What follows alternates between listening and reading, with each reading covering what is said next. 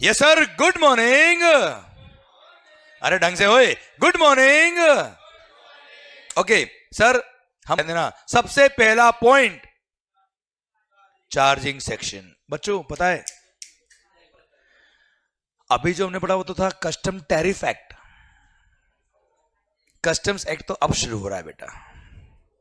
Okay, section number 12 charging section of the customs act बोलता है क्या, customs duties shall be levied on import of goods into India and export of goods from India as per the rates given in custom tariff act.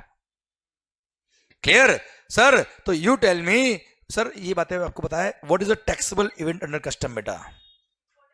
Import of goods into India and export of goods from India is the taxable event बेटा। अब दिल थाम के sir, please sir, थोड़ा detail में बात चल रही बेटा। इन केस ऑफ इंपोर्टेशन, उधर नहीं, नजर इधर।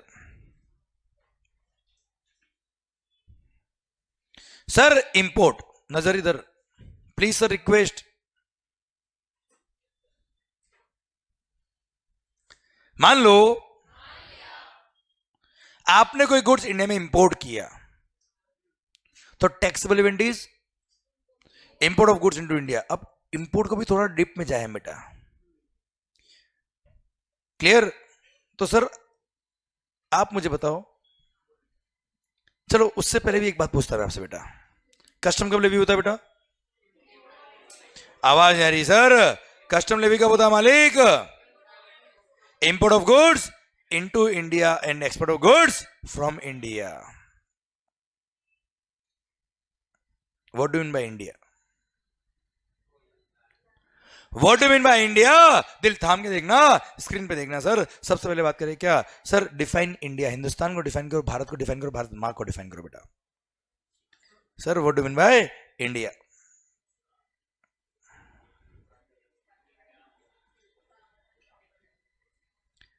सारे जहां से अच्छा हिंदुस्तान हमारा, हम बुलबुल है इसकी, ये गुलसिता हमारा, ईस्ट और west, yo India is the best.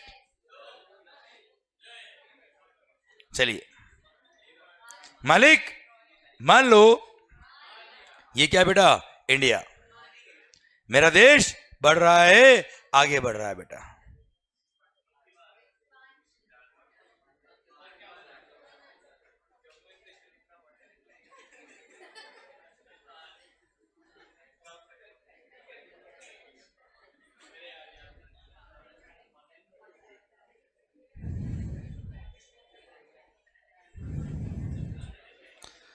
चलिए एक चीज बताओ मुझे आप,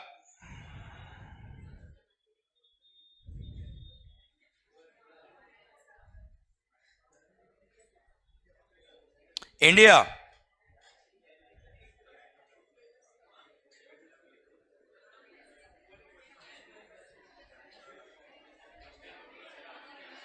चलिए what do mean by India? जो लैंड मास है, दिल थाम के देखना, for the purpose of Customs act, जो इंडिया है सर,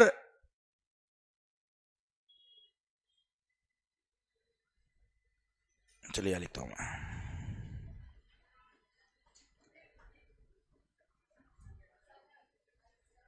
लैंड मास जो हमने बाउंड्रीज देखी बेटा, वो तो इंडिया ही है, plus India extends to 200 nautical miles from the sea shore. समुद्री किनारे से 200 नॉटिकल माइल तक हमारा हिंदुस्तान फैला हुआ है साहब। पर for the purpose of Customs act, इसको मैं दो पार्ट्स में डिवाइड कर रहा हूं बेटा।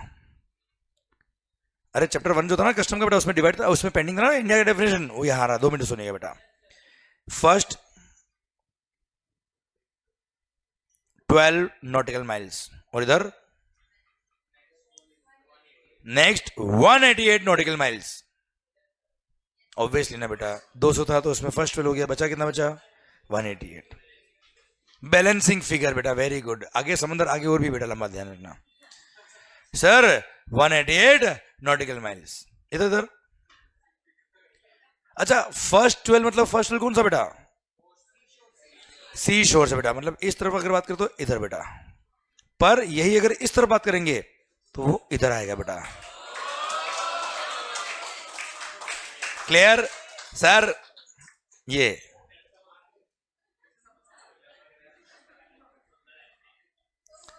क्लियर? मान लो ये फर्स्ट 12 नॉटिकल माइल है बेटा, वैसे तो बहुत नेरो में आएगा बेटा, ठीक है, पर मान लो, अच्छा एक नॉटिकल माइल मतलब कितना होता है बेटा?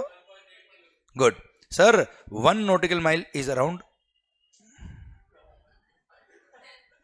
1.853 किलोमीटर बेटा। क्लियर?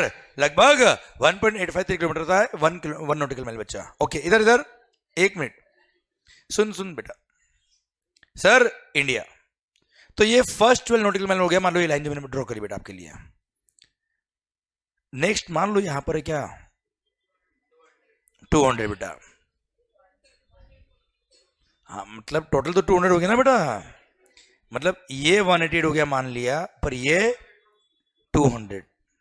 ओके ठीक है सर, इधर इधर एक मिनट मान लो, अच्छा मानना नहीं पहले बोलता बेटा। फर्स्ट 12 मतलब समझ में आएगा बेटा, फर्स्ट 12 क्या होता है बेटा? सी शोर से बेटा, ठीक है सर, इसलिए इंडियन टेरिटरी से अटैच्ड वाटर है बेटा ये, इसलिए इसको बोलते हैं क्या? Indian territorial waters.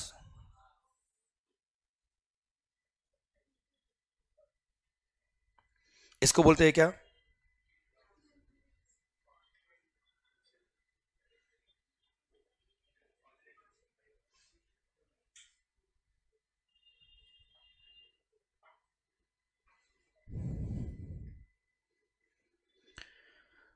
अरे क्या बोलते बेटा इसको? Continental shelf and exclusive economic zone of India बेटा। Clear sir? इधर ध्यान, अरे होशियारी इधर ध्यान दो सर, ध्यान देना बच्चा। और इसी एरिया को अभी Indian, in the language of customs, Indian customs waters भी बोलते बेटा। बड़ा इंपॉर्टेंट टॉपिक चल रहा है बेटा, ध्यान देना बेटा। क्लियर? इंडियन कस्टम्स वाटर्स, है ना भाई? सर फर्स्ट 12 नॉटिकल माइल क्या बेटा? इंडियन टेरिटोरियल वाटर्स, और उसके नेक्स्ट जो है 188 वो क्या है बेटा? Sir continental shelf and exclusive economic zone of India है, वहां पे इंडिया के लोग ही एक्सप्लोइट कर सकते हैं नेचुरल ऑयल और नेचुरल गैस वगैरह को बच्चों। क्लियर? कोई और पर्सन आके, आउट ऑफ इंडिया वाले लोग आके एक्सप्लोइट नहीं कर सकते बेटा। वो रेवेन्यू इंडिया का है, वो प्रेस इंडिया का है, उसके ऊपर का आसमान नीचे की जमीन भी हिंदुस्तान की सर। अरे क्लियर सर? और for the purpose of Customs act, उसी को बोलते हैं क्या? Indian customs waters. ठीक है, अब इसका इंपैक्ट देखना बेटा। Sir all the provisions of the customs act, all the provisions of the customs Act apply here. पर इस 188 नॉटिकल माइल में भले वो इंडिया का एरिया है बेटा, पर कस्टम्स एक्ट का यहां कोई प्रोविजन अप्लाई नहीं होता है। क्या बोला सर? कस्टम्स एक्ट का कोई प्रोविजन यहां पे अप्लाई नहीं होता, पर only few provisions.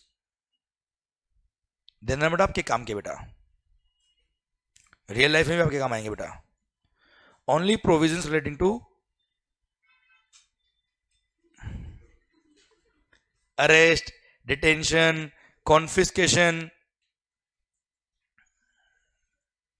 Etcetera apply here.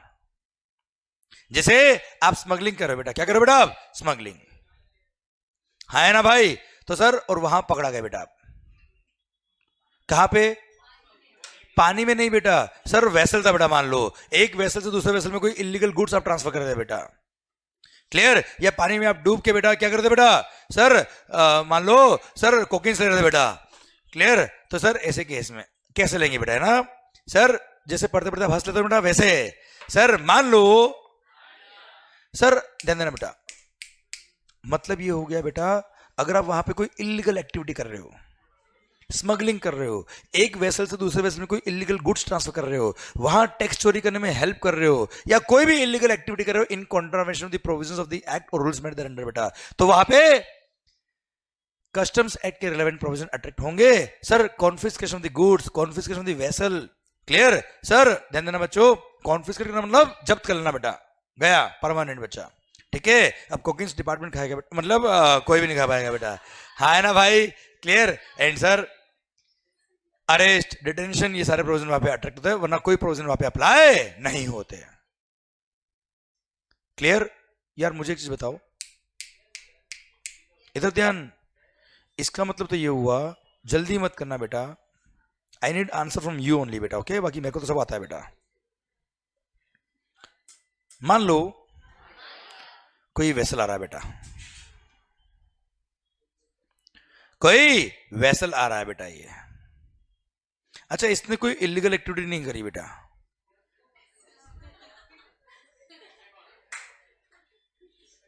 आया और घूम फिर के चाय वाय पी के निकल गया बेटा, 12 नॉटिकल माइल में एंटर नहीं किया बेटा इसने, 188 में एंटर किया इसने बेटा। अच्छा, इसने कोई इलीगल एक्टिविटी नहीं करी बेटा, बताइए कस्टम्स एक्ट का कोई भी प्रोविजन इस पे अप्लाई होगा क्या? आवाज नहीं आ रही ओए? नहीं होगा। क्यों? यहां पे कस्टम्स के प्रोविजन लगते ही नहीं है, एक्सेप्ट वो अगर अपने ऑफेंस किए तो बच्चा, ठीक है? इसीलिए इस एरिया को पता है क्या बोलते हैं बेटा? इस एरिया को बोलते हैं क्या? आपने सुना भी होगा बेटा कई बार, फ्री। अरे फ्री कुछ भी बेटा,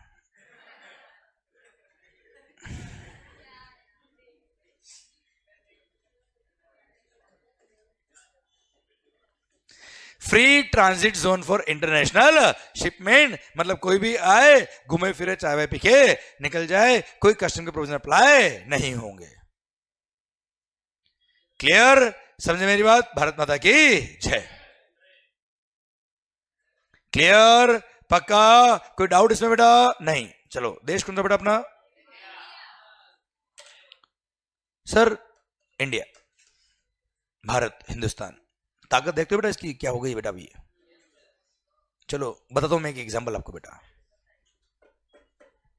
सर अगर 200 नॉटिकल माइल में आपने कोई ऑफेंस किया बेटा,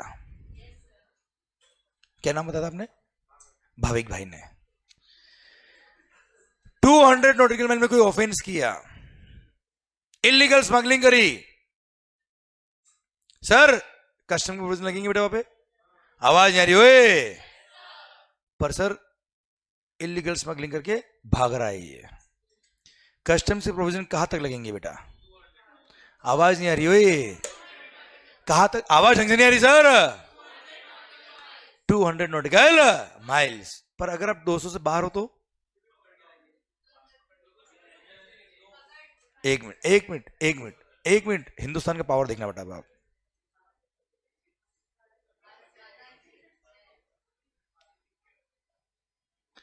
सर हवा में बातें नहीं है सर, बात बीजेपी कांग्रेस मोदी जी की नहीं है सर, एक्ट में लिखा उसकी बात करता हूं मैं आप सर को। लोड हो रहा है, लोड हो रहा है।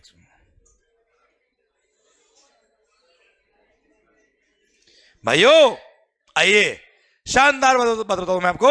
सेक्शन नंबर 1, सर किसी भी एक्ट में सेक्शन नंबर 1 में क्या लिखा होता है? कि इस एक्ट का नाम कस्टम्स एक्ट होगा बेटा। ये एक्ट 1 फरवरी 1963 में आ गया था बेटा, उस दिन से एप्लीकेबल हुआ बेटा। क्लियर? ये देखना क्या कमाल लिखा है बेटा यहाँ पे, this act customs act shall extends to, this act extends to whole of India. ये तो 1963 से लेकर 2018 तक लिखा हुआ ही था बेटा। 2018 में 29 मार्च को सर फाइनेंस एक्ट 2018 के थ्रू अमेंडमेंट करके क्या लिखा है वो पढ़ना बेटा। Sir it extend to whole of India and save as otherwise provided in this act, it also applies to any offence or contravention made thereunder committed outside India by any person. बाहर से उठा के लेके आएंगे, ध्यान रखना। अगर हमने इंडिया से बाहर भी ऑफेंस किया ना सर, तो वहां से भी उठा के लेके आएंगे। कब हुआ अमेंडमेंट उठा? हाँ ये पावर है सर इंडिया का बेटा, समझे मेरी बात? अगर आप यूएसए में बैठ के इंडिया में अगर बैंड में जा रहे हो सर कस्टम की, वहां से उठा के आपको लाएंगे, आप ध्यान रखना। क्लियर? और एक सेक्शन बनाया जो आपके कोर्स में नहीं आता बेटा, बता दो नॉलेज के लिए सर, उसमें अमेंडमेंट किया और बोला क्या सर, वहां की कंट्री हमारी हेल्प करेगी, हमारी कंट्री वहां की हेल्प करेगी सर। यूएस तो मैंने एक एग्जांपल बताया आपको, क्लियर। ये ऐसे अमेंडमेंट किए बेटा, के वादे नहीं सर स्टेज पे खड़े होके, क्लियर। ये अमेंडमेंट एक्ट में तो समझ आता है क्या काम हो रहा है क्या नहीं हो रहा है बेटा, अरे क्लियर। एंड सर बोल दिया कि 200 नोटिकल माइल तो सही था, पहले 200 से बाहर निकल के तो भी उठा के लेके आएंगे, ध्यान रखना, समझे। 200 तक तो ही है, उसके बाहर भी अगर आपने कोई ऑफेंस किया तो बेटा, ऑफेंस नहीं क्या फिर नहीं, हमारा क्या काम बेटा, हाँ है ना भाई, यस। तो दिस एक्ट, कस्टम्स एक्ट की एप्लीकेबिलिटी का एक्सटेंट देखिए बेटा आप, सर एंटायर ग्लोब कर दिया इन्होंने तो सर एक तरह से, समझे। और अगर आपने ऑफेंस बाहर किया तो भी उठा के लेके आएंगे सर। ये सेक्शन नंबर 1 देने का मेरा पर्पज ही था बेटा, आपको समझाऊं ये चीजें बेटा, क्लियर। आपने कोई एक्ट नहीं देखा होगा जो इंडिया से बाहर लगता होगा बेटा ये देखो सर आप, clear. To the extent offence or contravention made there committed outside India by any person, तुम कुछ भी हो, तुम्हारी औकात हम बता देंगे तुमको, क्लियर। ये इंडिया की ताकत है सर, हाँ है ना भाई, यस सर। तो सर यहां तक समझ में आया बेटा पॉइंट, मैंने एनालिसिस लिखा था बेटा पे, section 1 subsection 2 is amended to expand the scope of applicability of the customs Act to any offence or contravention committed under the customs Act by any person outside India also बेटा, clear. इसलिए मैंने section आपके लिए जानबूझ के यहाँ रखा बेटा, हाँ है ना भाई, क्लियर। फिर मैंने आपको इंडिया की डेफिनेशन दे रखी है, भारत माता की। चलिए सर एक बात और बाकी मेरी कस्टम में बताता हूं मैं आपको, मान लो, चलो यहां तक समझ में आया बेटा आपको कस्टम्स, आवाज नहीं आ रही ओए, चलिए India, India for the purpose of Customs act अगर मैं ऑफेंसेस और प्रोसिक्यूशन वगैरह की बात नहीं करूं तो कहां तक इंडिया बेटा, 12 बेटा, ठीक सर।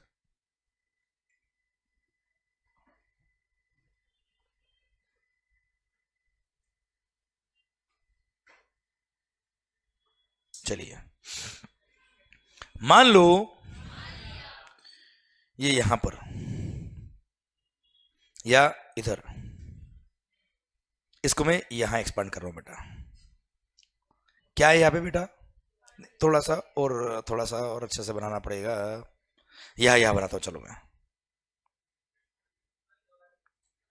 यहां पे क्या बेटा, सर पानी बेटा, ये देखो बेटा आप,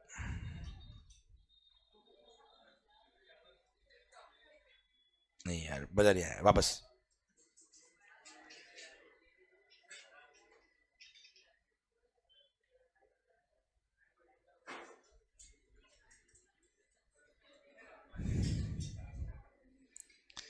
अरे यहां पे क्या है सर, पानी, ब्लू है, पानी पानी, इधर इधर 2 मिनट, ये मान लो 200 नॉटिकल माइल के अंदर था बेटा, कहा बेटा 200 नॉटिकल माइल, आप मुझे बताओ 200 नॉटिकल माइल्स में इंडिया की सबसे बड़ी इकोनॉमिक एक्टिविटी क्या है बेटा, ये मछली पकड़ना कौन बुला रहा है सर, मच्छी पकड़ना इतना दूर जाओगे बता, बड़ा मछली आपको लगी बेटा, सर सर ऑयल रिग्स, अरे क्या बेटा है बे, ऑयल रिग्स,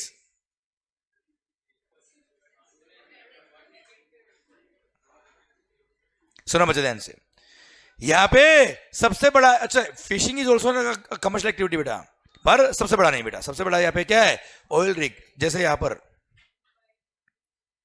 जैसे बॉम्बे है, अपना नाम सुना होगा बेटा, क्लियर। सर सुनना बच्चा ध्यान से, अब सर ये क्या है बेटा, ये क्या है, ऑयल रिग को लैंग्वेज में टेक्निकली क्या बोलते बेटा, ये वो इंस्टॉलेशन है या स्ट्रक्चर है या वेसल है which is installed for the purpose of extraction, production or prospecting of what, mineral oil and natural gas. तो ये वो इंस्टॉलेशन स्ट्रक्चर या वेसल है which is installed for the purpose of prospecting, production or extraction of what, mineral oil and natural gas. इसको बोलते हैं क्या हम प्यार से, ऑयल रिग बेटा, ठीक है। अब सुनना बात को ध्यान से, for the purpose of Customs act, क्या बोला सर,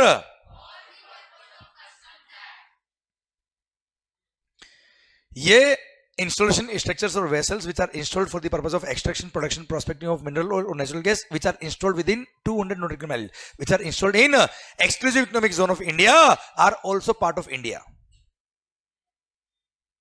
Are also, मतलब ये इंडिया की डेफिनेशन में आते हैं बेटा, मतलब ये इंडिया की डेफिनेशन में आते हैं, इसका मतलब क्या है बेटा, इधर 2 मिनट तो 12 नॉटिकल माइल तो इंडिया ही है बेटा. All the provisions of the customs Act apply in India बेटा, and India extends to these installations also बेटा for the purpose of Customs Act. India की डेफिनेशन में 12 नॉटिकल माइल तो ही है, प्लस ये ऑयल रिग भी आ गई बेटा. तो इसका मतलब क्या, आप सुनना बच्चा ध्यान से, मान लो सुनना पंचायती, सुनना बेटा. सर इसका मतलब बताइए क्या है, पंचायती इसका मतलब बताइए क्या है, यहां से कहां से, इस ऑयल रिग से अगर कोई ऑयल मुंबई में आया बेटा, 2 मिनट बच्चों, बहुत काम का पॉइंट है बेटा ये. तो बताओ कहां से कहां गुड्स आया है, इंडिया से इंडिया में आया है. क्या इसको इंपोर्ट मानेंगे? कोई मशीन यहां से यहां गई है क्या, नहीं क्या गई तो है ना मशीन बेटा, हाँ अच्छा ओके ओके, क्या इसको एक्सपोर्ट मानेंगे? नहीं, मतलब कस्टम्स के यहां पे कोई ड्यूटी चार्ज नहीं होगी, हाँ है ना भाई. चलो मान लो यहां पे एक पानी में तैरता हुआ अपना एक होटल है बेटा. सर मान लो पानी में तैरता हुआ अपना एक होटल है बेटा, यहाँ पे मंगल्स, यस यस, पंजाब में जाओगे तो बेटा उड़ता पंजाब, तो उड़ता मंगल बेटा है ना, क्लियर. और यहाँ पे सर तैरता मंगल है ना बेटा, वेरी गुड बेटा. डूबता मंगल, अबे ओ सर सुनना बात को ध्यान से. तो मालिक यहां पानी में तैरता हुआ अपना एक होटल है बेटा, कहां पे, पानी कौन सा बेटा, सर वो 200 नॉटिकल माइल बेटा, हाँ है ना भाई, वहां पे बेटा 12 नॉटिकल माइल के बाद में बच्चा. आप मुझे बताओ यहां से कोई मशीन मैंने यहां इंपोर्ट करी बेटा, बताओ कहां से कहां इंपोर्ट करी बेटा, इंडिया से आउटसाइड इंडिया मैंने एक्सपोर्ट करी है बेटा.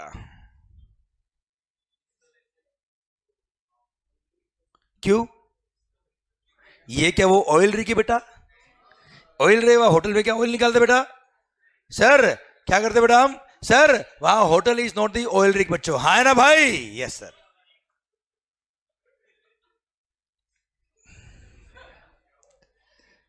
अरे प्रेम भाई ध्यान दो, अरे प्रेम भाई वीडियो में देख रहे होंगे बेटा, सर सुनो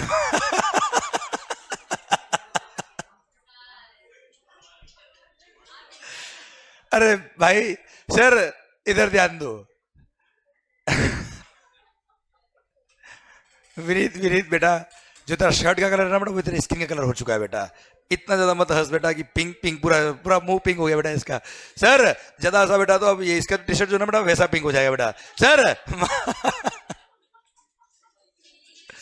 यार आप क्या पका रहे हो, मेरे को पढ़ाने दो सर. मान लो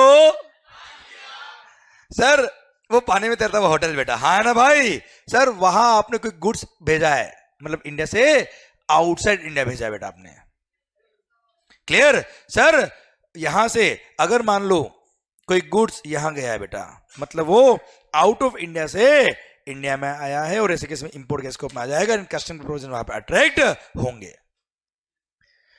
तो सानिध्य भाई अगर 12 नॉटिकल माइल के अंदर अगर कोई है तो इंडिया का पार्ट ही बेटा, 12 के बाहर तो पूरा वो आउटसाइड इंडिया है बेटा, एक्सेप्ट बस, क्लियर. और वो ऑयल रिग भी कहां तक बेटा, exclusive economic zone of India तक बेटा, हाँ है ना भाई, आवाज नहीं आ रही ओए. तो एक बार मैं इंडिया का डेफिनेशन वापस पूरा बोल दूंगा बेटा यार, नजर इधर बेटा. इंडिया मींस, अच्छा इंप्लीकेशन समझ में आया बच्चा आपको, ये क्लियर, डन. अब वो चैप्टर 1 में जो मैंने इंडिया पढ़ा था ना, वो पेंडिंग था, वो पूरा खत्म हो गया बच्चा आप जाके, ठीक है. पर मेरे को कंक्लूड करने दो एक बार. India means land mass, Hoon. India means landmass. Plus Indian territorial waters. Plus India also includes, मेरे को बोलने देना, India also includes such installations, structures or vessels which are installed for the purpose of extraction, production or prospecting of mineral oil and natural gas installed in exclusive economic zone of India. 200 से बाहर है तो बेटा वो तो बाहर ही है रे. हाँ है ना भाई, ये इंडिया की डेफिनेशन खत्म होती है. अब आई होप समझ में आया बच्चा आपको. ये आवाज नहीं आ रही हो? Yes sir. पता है आपको, जब मैं आपको लास्ट चैप्टर पढ़ाऊंगा कस्टम का बेटा, वहां सेक्शन में 25 दे रखा है कस्टम्स का एग्जम्पशन वाला है. ये जो ऑयल रिग ना, ऑयल रिग्स, जिसका मैंने आपको अभी एग्जांपल दिया बेटा, पता है ये 2006 से पहले इंडिया, 2004 आई थिंक, 2004 से पहले इंडिया की डेफिनेशन का पार्ट नहीं था बेटा. तो बताओ क्या होता था बेटा? मतलब ऑयल रिग से कोई ऑयल अगर मुंबई लेके आए तो लग गए बेटा. क्या लग गए? कस्टम लग गए. And custom was required to be paid. इस पे झगड़ा हुआ कई सालों तक बेटा, कई सालों तक झगड़ा हुआ. 2009 में आके, 2014 में आके ये डिस्प्यूट खत्म किया बेटा गवर्नमेंट ने. एंड सर वहां पे पता है क्या किया है? वहां लिखा कि डोंट वरी, जिन्होंने कस्टम पे नहीं किया था, using the powers given in section 25 of the customs act, हम सारे ऑयल जो आपने इंपोर्ट किए कहां से, उन ऑयल रिग से जो एक्सक्लूसिव इकोनॉमिक इंडिया में लोकेटेड थे, customs have been exempted before 2004 बेटा. क्यों? उसके बाद तो वैसे भी इंडिया का पार्ट बन गया बचा. ये इंडिया की डेफिनेशन में आ गया, मतलब ये क्लियर. और उस पर कस्टम्स एग्जाम करना पड़ा. अब सोचो आप, सर अगर मान लो वो एग्जामेशन नहीं आता तो क्या होता बेटा? अब वो पॉइंट वैसे काम का नहीं आपके लिए बेटा, पर मैंने इसलिए बताया कि जो मैंने ये एग्जाम्पल दिया ना सर, वो उस पर दिल आपका जम जाए बेटा. पूरा पढ़ाऊंगा मैं बुक के अंदर, ऐसा नहीं बताऊंगा मैं आपको. वो दे रखा है मैंने बुक के अंदर बेटा, और इसलिए दे रखा है. वो पुराने पीरियड का मैंने एग्जामिनेशन क्यों दे रखा है? ताकि ये सर्टिफाई हो जाए, जो मैंने पढ़ाया वो आपको समझ में आ जाना चाहिए बेटा. हाँ है ना भाई? क्लियर? डन. सर ध्यान देना, केवल जीएसटी नहीं सर, कस्टम का भी एक एक वर्ड ऑपरेशन करके पढ़ाऊंगा, मेरी गारंटी सर आपसे. वो ठीक है, टाइप्स ऑफ ड्यूटीज वगैरह ठीक था, ओके, स्लो पॉइंट था थोड़ा सा बच्चों का, बाकी एक एक वर्ड आपको समझ में आएगा, मेरी गारंटी सर आपसे. अरे क्लियर? या तो समझ में आया कि नहीं आया भाई? क्लियर? इसी के साथ इंडिया का डेफिनेशन खत्म होता है. अब for the purpose of Customs act, पर ध्यान देना, for the purpose of GST, India means land mass plus 200 nautical mile बेटा. 200 नॉटिकल माइल में आपने कोई भी गुड्स सप्लाई किया, कोई भी सर्विस सप्लाई किया, मतलब इंडिया में सप्लाई किया बेटा आपने. क्लियर? ठीक सर. हाँ जी, क्या बोल रहे थे बेटा?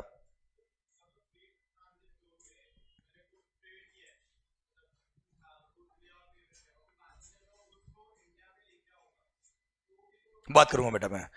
ये इसको कहते हैं हाई सी सेल बेटा, ठीक है, पर मेरे को भी नहीं आता बेटा, रुक जा. ठीक है, वैल्यूएशन पढ़ूंगा तब समझूंगा, अभी विद एग्जांपल दूंगा बेटा, मजा आएगा तेरे को. ठीक है, इसको बोलते हैं हाई सी सेल बेटा. ठीक है, अभी रुक.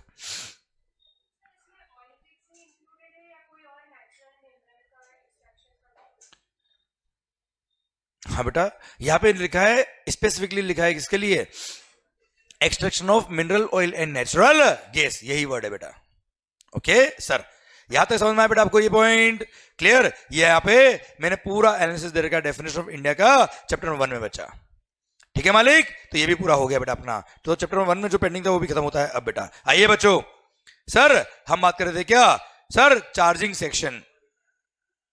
अरे हम क्या पढ़ते सर? चार्जिंग सेक्शन बेटा.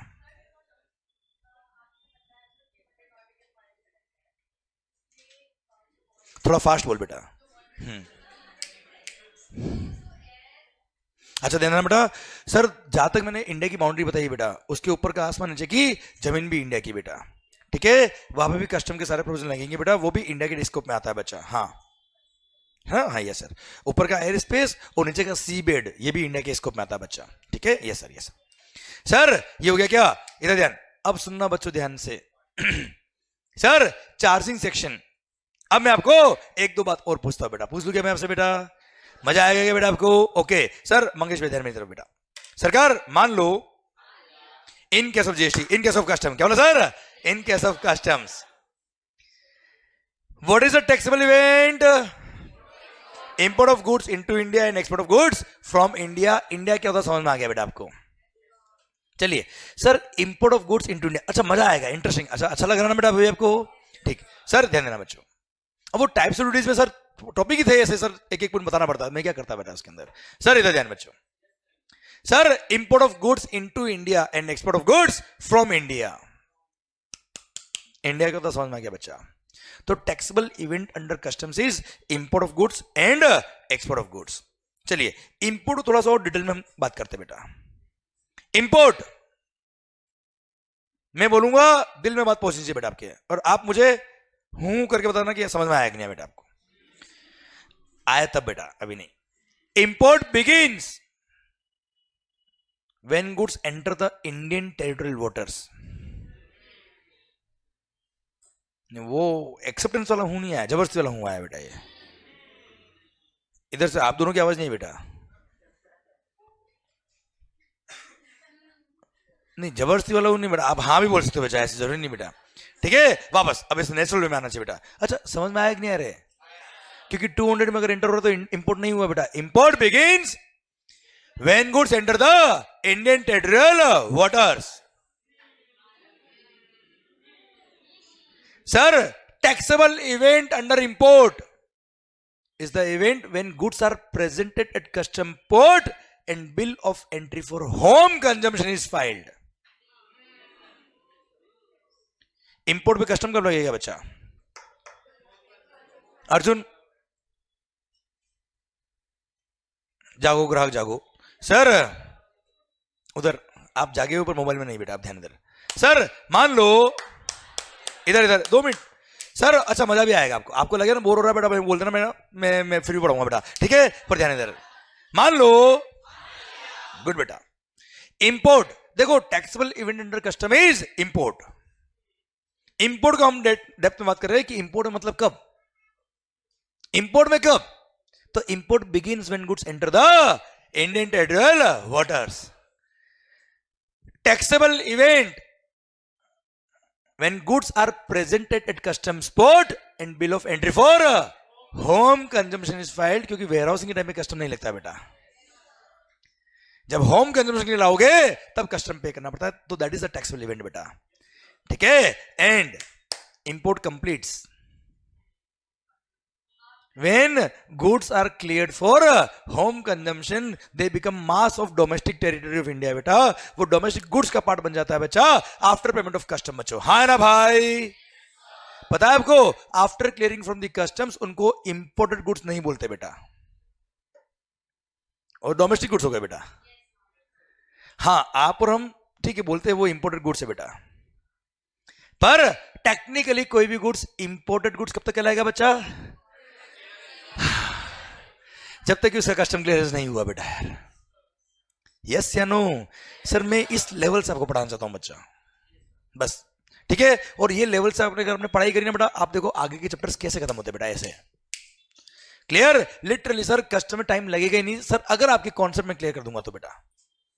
Clear sir. बाकी सर चुटकियों में क्या होता है, बाकी लोग ताली बजाते तो भी कुछ नहीं होता बेटा. सर मान लो इन केस ऑफ कस्टम्स, क्या बोला sir, in case of customs custom levi kab hota beta, import of goods into India and export of goods from India. Import begins when goods enter the Indian territorial waters. Sir taxable event when goods are presented at a custom port and bill of entry for home consumption file, and import completes when goods are cleared after cleared from the custom area beta. हाँ ना भाई.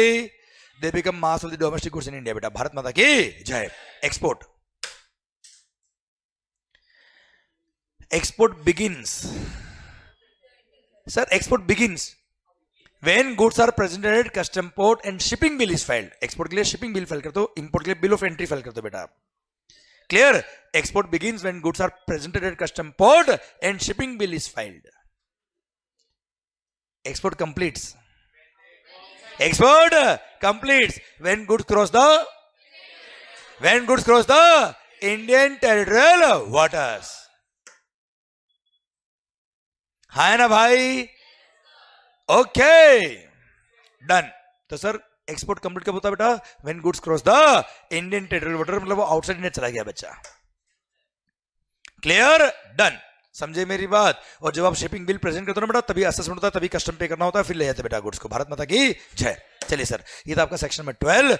साथ में मैंने कुछ analysis आपके लिए रखा, एंड सर शायद आपको पॉइंट समझ में आया बच्चा। ठीक है, गुड सर, ये था आपका सेक्शन नंबर 12। आइए बुक्स में देखते हैं बेटा हम मंगेश भैया। सर ये था आपका charging section, section number 12, taxable event. अच्छा, इंपोर्ट का डेफिनेशन देखा बेटा, import means bringing into India to from a place outside India बेटा, है ना भाई? इंपोर्टेड गुड्स मतलब जब तक कि उनका कस्टम क्लियरेंस नहीं हुआ बेटा, है ना भाई? Imported goods means any goods brought into India from a place outside India but does not include goods which have been cleared for home consumption. बच्चों क्लियरेंस हो गया, फिर वो इंपोर्टेड गुड्स नहीं रहा बेटा। चलिए, export means taking out of India to a place outside India. Export goods means any goods which are to be taken out of India to a place outside India बेटा। अच्छा सुन, export goods मतलब जिसको export करना है, custom port पे present किया पर अब तक एक्सपोर्ट हुआ नहीं, वो है क्या? Export goods. एक्सपोर्टेड गुड्स मतलब जो एक्सपोर्ट हो चुका, मतलब जो इंडियन टेरिटरी बॉर्डर क्रॉस कर चुका, है ना भाई? क्लियर? ये रहा export goods versus exported goods बच्चों। भारत माता की जय। शायद मजा आ रहा है बेटा पॉइंट में आपको। ठीक है, आइए बच्चों, अब बड़ा ही सुंदर पॉइंट में पढ़ाता हूं आपको बेटा, मजा आएगा जीवन में आपको। Relevant date for determination of rate of duty and tariff value बेटा। चलिए, सेक्शन नंबर 15। ये भी यार बार बार बीच में आ रहा है। आइए सरकार, ध्यान इधर। अच्छा, मैंने पढ़ाया सेक्शन नंबर 12। अब क्या पढ़ रहा बेटा मैं आपको? 13 नहीं पढ़ रहा, 14 नहीं पढ़ रहा, 15 पढ़ रहा बेटा। अच्छा, 12 से आगे वाले सेक्शन जो है ना बेटा, वो आपके सिलेबस से एक्सक्लूड किए हुए बेटा। ठीक है, वो पढ़ने नहीं बेटा, अपने बुक में भी नहीं दे रखी मैंने आपको बेटा। आइए सर, सेक्शन नंबर 13 पिल्फर्ड गुड्स से बाद में बात करेंगे बेटा। Section number 14 valuation of goods से, वैल्यूएशन का चैप्टर दे रखा है तब बात करेंगे। सेक्शन नंबर 15 की बात करें आपसे बेटा। हाँ हाँ, कस्टम में अलग है, जीएसटी में अलग है, इंडिया का डेफिनेशन बच्चों।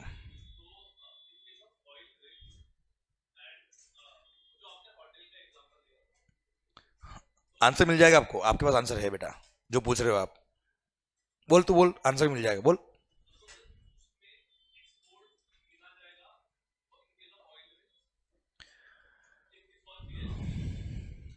फॉर जीएसटी लो इंडिया मतलब क्या बेटा? 200 नॉटिकल माइल बेटा। आ गया आंसर? हाँ। जीएसटी के लिए बता क्या होता है? बस आ गया आंसर बेटा। हाँ, वो आप देख लेना कि अगर पानी में सप्लाई कर रहे हो तो नियरेस्ट कोस्टल स्टेट कौन सा बेटा? नियरेस्ट कोस्टल स्टेट जो होगा वो उस स्टेट में आपने सप्लाई किया मानेंगे, फिर आपका स्टेट कौन सा है और प्लेस सप्लाई कौन सा देखना, वो इंटर है कि इंटर है, फिर आप देख लेना बेटा। कस्टम बात अलग है सर। ठीक है, पहले जीएसटी की बात करिए हमने बेटा, मिक्स मत कर बेटा। जीएसटी लगेगा लगेगा, आपने देख लिया बच्चा वो बात। फिर अगर इंडिया से पानी में तैरता हुआ होटल में अगर आपने कोई सप्लाई किया है और अगर उन गुड्स पे एक्सपोर्ट ड्यूटी लगता है तो एक्सपोर्ट लगेगा सब। ठीक है सर? Yes sir. आइए सर, सेक्शन नंबर 15। अच्छा, प्रैक्टिकली आपको कोई होटल है क्या यार?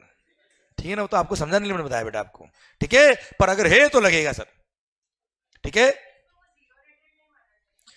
सर, अगर वो जीएसटी के लिए एक्सपोर्ट हुआ तो जीरो रेट आएगा बेटा। है क्या एक्सपोर्ट? खत्म बात। ठीक है बेटा? यस, बहुत simple, keep it very simple. ठीक है, एंड सर एक बात और, ट्रस्ट योर सेल्फ। सबसे इंपॉर्टेंट क्या है? Trust your self. ठीक है, कई सारी चीजें आपको आ गई है बेटा, फिर हम सोचते हैं अच्छा सही में ऐसा है क्या? हाँ सही में सही है बेटा। क्लियर? Done sir. आइए आइए भाइयों, ओ भाई, मान लो आपने कोई गुड्स इंपोर्ट किया बेटा, ए मस्त सेक्शन है बेटा एक, सुन रहे? ए होशियारी, नजर इधर। टू इक्वलाइज, किस दिन इक्वलाइज? किस दिन इक्वलाइज? जिस दिन डोमेस्टिक मार्केट से कॉम्पीट करेगा। डोमेस्टिक मार्केट से कॉम्पीट कब करेगा? जब डोमेस्टिक मार्केट में जाएगा। डोमेस्टिक मार्केट कब जाएगा? तो बताओ मुझे, रेट ऑफ ड्यूटी में कब का लू बेटा?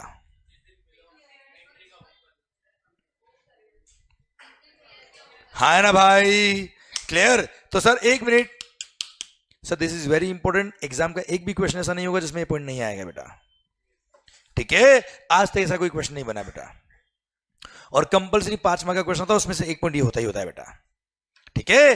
एक भी क्वेश्चन नहीं होता है बेटा ऐसा, ठीक है, ध्यान देना बच्चों। और हाँ, मैं चाहता हूं कि मैं बताऊं और आप याद करें, ऐसा नहीं होना चाहिए बेटा। आप और हम बात करें और आंसर अपना पाए बेटा, ठीक है। सर सर पता है, तो सुनो ना फिर ध्यान से, पागल जैसी बात क्या करते हो। सर अगर आपने कोई गुड्स इंपोर्ट किया बेटा, क्या किया बेटा आपने, ओके सर, तो गुस्सा क्या करिए बेटा इतना। तो सर अगर आपने कोई गुड्स इंपोर्ट किया सर, उस पर कस्टम लगेगा, तो किस दिन की रेट ऑफ ड्यूटी से कस्टम लगेगा, जिस दिन वो डोमेस्टिक मार्केट में जाएगा। डोमेस्टिक मार्केट में कब जाएगा सानिध्य, जब bill of entry for home consumption file होगा। क्या फाइल होगा बेटा, bill of entry for home consumption. है ना मालिक, चलिए। तो date of filing of bill of entry is the relevant date, ROD मतलब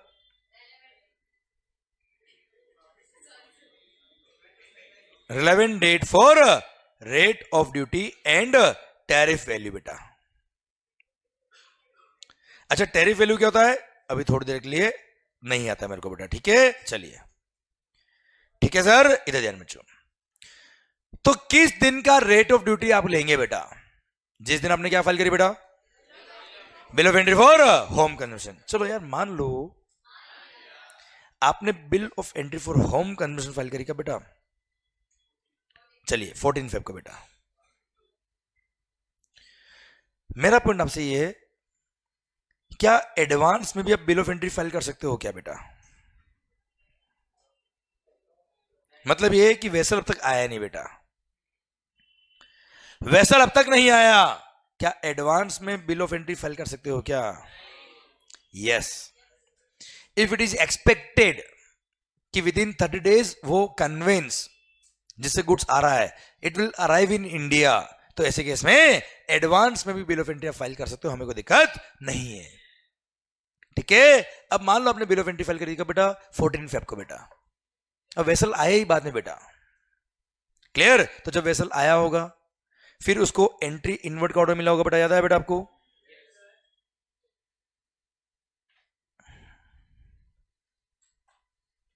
हाँ ना भाई। अच्छा वेसल से आता तो एंट्री इनवर्ट का ऑर्डर मिलता है बेटा, पर व्हीकल या एयरक्राफ्ट से अगर गुड्स आता ना बेटा, तो ऐसे केस में एंट्री इनवर्ट का ऑर्डर नहीं मिलता, वो डायरेक्ट आते हैं और फिर अनलोडिंग हो जाता है बच्चा। तो उसमें बोलते क्या, अराइवल ऑफ व्हीकल और एयरक्राफ्ट बेटा, ये entry inward in case of vessel, ठीक है मालिक। ये आपको मिला का बेटा 21 फरवरी को बेटा, हूं करो रे। आप मुझे बताओ, इधर नजर, किस दिन इक्वलाइज, जिस दिन डोमेस्टिक मार्केट से कॉम्पीट करेगा। डोमेस्टिक मार्केट से कब कॉम्पीट करेगा, जब डोमेस्टिक मार्केट में जाएगा। डोमेस्टिक मार्केट कब जाएगा, इस वाले एग्जाम्पल में कब जाएगा बेटा, 14 फेब या 21 फेब, कब जाएगा सर, 21 फेब को जाएगा बच्चों। तो मान लो इस दिन रेट था कितना 10%, इस दिन रेट हो गया कितना बेटा 5 या 15%, वट एवर इज। हाँ जी बताओ, किस दिन से रेट से कस्टम लगेगा बच्चों, क्लियर। तो सर ऐसे केस में 5% या 15% rate of duty on eight which custom will be charge बेटा, बोलो यस सर। अच्छा चलो मान लो आपने एंट्री इनवर्ट आया होता या वेसल एयरक्राफ्ट आ गया बेटा, उसके बाद आपने बिल ऑफ एंट्री फाइल करी बेटा, वो आ गया था कब बेटा 13 फरवरी को बेटा, और उस दिन रेट था 5% या 15% बेटा, और 14 फेब को जो आपने bill of entry for home consumption file करी बेटा, तब रेट कितनी होगी बेटा 10%। अब बताओ क्या लगेगा बेटा, आवाज नहीं आ रही हो, 10%, क्यों 10% बच्चा, किस दिन इक्वलाइज, जब डोमेस्टिक मार्केट में जाएगा बेटा। डोमेस्टिक मार्केट में जाएगा बच्चा जब आपने क्लियर कराया होगा फॉर होम कंजम्पशन, कब कराया क्लियर बेटा 14 फेब को बच्चा। अच्छा आपने अगर एडवांस में बिल ऑफ एंट्री फाइल कर दिया होता तो वेसल आए नहीं, तो आप क्लियर क्या कराओगे, करोगे क्या, इसलिए क्लियर कब कराया होगा बेटा आपने इस केस में 21 फरवरी को बच्चों, क्लियर। तो 21 फरवरी का रेट ऑफ ड्यूटी लेंगे बच्चा, हाँ या ना भाई। तो मैं एक लाइन में बोलना चाहूँ तो बोल दूं कैसे बेटा यार, कि relevant date for rate of duty and tariff value क्या होगा बेटा, date on which bill of entry for home consumption is filed और एंट्री इनवर्ड, जिस दिन ऑर्डर मिला है ग्रांट ऑफ एंट्री इनवर्ड या अराइवल ऑफ द व्हीकल या aircraft, whichever is later. हाँ ना भाई, clear is the relevant date for rate of duty and tariff value. पर इसको याद करने की जरूरत नहीं है, मैंने पूरा डिराइव किया बेटा आपके लिए, ठीक है। सेकंड बात, मान लो आपने गुड्स इंपोर्ट किया होता और इंपोर्ट करके आपने वेयरहाउस में गुड्स रखाया होता। कौन से वेयरहाउस बेटा? कस्टम बॉन्डेड वेयरहाउस में। अब वहां से आप क्लियर करा रहे थे फॉर होम कंजम्पशन। अब बताओ रेट ऑफ ड्यूटी कब का लेंगे बेटा? जिस दिन ex bond bill of entry for home consumption file किया, that is the relevant date for rate of duty and tariff value बेटा। हाँ है ना भाई? अच्छा, ऑब्वियसली उसमें एंट्री नंबर तो मिल ही क्या होगा बेटा? अरे तभी तो अनलोड हुआ, तभी तो वेयरहाउस में गुड्स गया बेटा। बाकी अगर एयरक्राफ्ट या व्हीकल आता ही नहीं तो क्या वेयरहाउस में क्या रखते हैं बेटा? हवा। क्लियर? गुड्स रखते ना बेटा, तो गुड्स आगे होगा बेटा, तो ऑब्वियसली वहां पे विच लेटर लगाएंगे तो भी आंसर वही आने वाला बच्चा। Yes no? तो इन केस अगर आपने गुड्स को कहां स्टोर करवाया है? वेयरहाउस में, और फिर आपने क्लियर कराया फॉर होम कंजम्पशन, तो ऐसे केस में रेट ऑफ ड्यूटी कब का लगेगा बच्चा? जिस दिन आपने ex bond bill of entry for home consumption file किया, that is the relevant date for rate of duty and tariff value बच्चा। भारत माता की जय। और हाँ, थर्ड पॉइंट है क्या? In any other case. क्या बोला sir? Date of duty, rate of duty कब कर लेंगे बेटा? Date of payment of duty बेटा। Date of payment of duty is the relevant date for rate of duty बेटा। हाँ है ना भाई? यस। अब आप कहेंगे सर एनी अदर केस क्या होता है बेटा? जैसे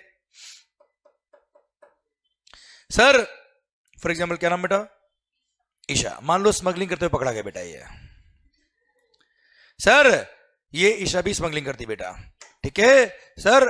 और मान लो ये भी स्मगलिंग करते हुए पकड़ा गया बेटा, ठीक है। कस्टमर ने पकड़ लिया बेटा, अब इसने कस्टम पे किया, तो जिस दिन इसने कस्टम पे किया, that is the relevant date for rate of duty and tariff value. क्योंकि इसने बिल ऑफ एंट्री तो फाइल ही नहीं करी बेटा।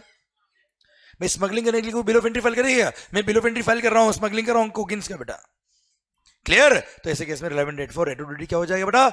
Date of payment of duty itself बेटा। भारत माता की जय। और हाँ, ये सेक्शन 15 जो मैंने पढ़ाया बेटा, ये अप्लाई होगा भले आपने इंपोर्ट किया बाय वेसल, बाय एयरक्राफ्ट या बाय व्हीकल, उससे कोई फर्क नहीं पड़ता। सेम प्रोविजन सर दे रहे बेटा। भारत माता की जय। कोई खास बात? चलिए सेम वे। हाँ बेटा,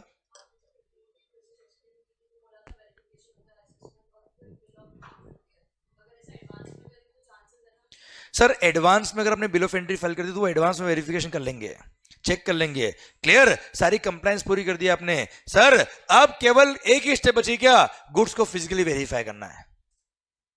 क्लियर? और फटाफट गुड्स को रिमूव करा देंगे अगर आपने advance bill of entry file करी तो, सो दैट कस्टम पोर्ट पे गुड्स पड़ा नहीं रहे बेटा।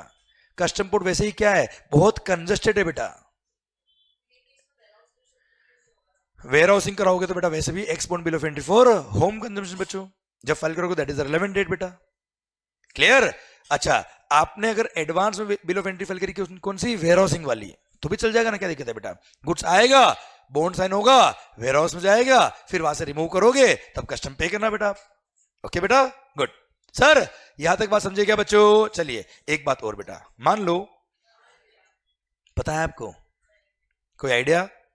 तो सुनो ना फिर ध्यान से। सेक्शन नंबर 16 जो हमने पढ़ा 15 इंपोर्ट के लिए, वही हम 16 पढ़ रहे किसके लिए? इन केस, क्या बोला सर? अगर एक्सपोर्ट पे ड्यूटी लगता है तो रिलेवेंट डेट फॉर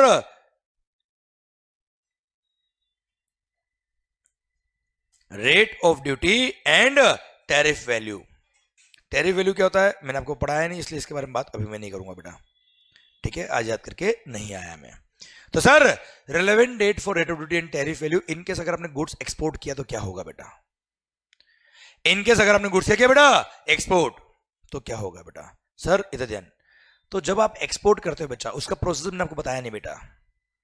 तो जब आप एक्सपोर्ट करते हो ना, तो उसमें शिपिंग बिल फाइल करते हो। क्या फाइल करते हो बेटा आप? Shipping bill. इंपोर्ट में क्या फाइल करते हो बेटा? Bill of entry. एक्सपोर्ट के लिए क्या फाइल करते हो बेटा? उससे कोई मतलब नहीं बेटा। क्लियर? शिपिंग बिल फाइल किया, असेसमेंट हुआ, ड्यूटी का अमाउंट निकला। सर असेसमेंट हुआ, फिर ड्यूटी का अमाउंट निकला, पे करोगे और फिर आपको ऑर्डर मिलेगा। किसका? निकल। किसके लिए निकल बेटा? एक्सपोर्ट के लिए निकल बेटा। हाँ है ना भाई, वो ऑर्डर जिस दिन मिलता है उस ऑर्डर को बोलते हैं क्या, let export order. That is the relevant date for rate of duty and tariff value. It is given under section number 51 of the Customs Act बेटा. शिपिंग बिल फाइल करते हो अंडर सेक्शन 50, उससे मतलब नहीं बेटा. जिस दिन आपको ऑर्डर मिला है या परमिशन फॉर एक्सपोर्टेशन, क्या बोलते हो सर इसको, permission for exportation which is called let export order, that is the date relevant for rate of duty and tariff value. अगर कस्टम लगना तो उस दिन की रेट से कस्टम लगेगा बेटा. हाँ है ना भाई, क्लियर सर. और ध्यान देना बच्चा, इन एनी अदर केस, क्या बोला sir, date of payment of duty is the relevant date for rate of duty under customs in case of export बेटा. हाँ है ना भाई, यस सर. अच्छा, वैसे प्रैक्टिकली शिपिंग बिल फाइल किया, असेसमेंट हुआ और लेट एक्सपोर्ट ऑर्डर मिला, इसमें कोई ज्यादा गैप नहीं होता बेटा. मैक्सिमम होगा तो एक दिन का गैप होगा बेटा. हाँ है ना. और कोई रोज थोड़े कोई रेट ऑफ एक्सचेंज ऐसे चेंज होती है, वैसे ही रेट ऑफ ड्यूटी भी चेंज हो रही है बच्चा. ठीक है, पर फिर भी आपने शिपिंग बिल का फाइल किया उससे हमें कंसर्न नहीं है. जिस दिन गुड्स बाहर जा रहा है, जिसका हमने ऑर्डर दिया जिस दिन, that is the relevant date for rate of duty. हाँ है ना मालिक, ठीक. ये था आपका क्या, सेक्शन नंबर 16. चलो एक चीज बताओ मुझे आप, मानो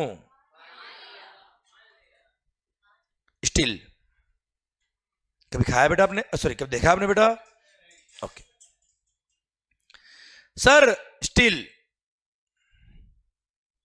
एक कंपनी का नाम लिखो बेटा.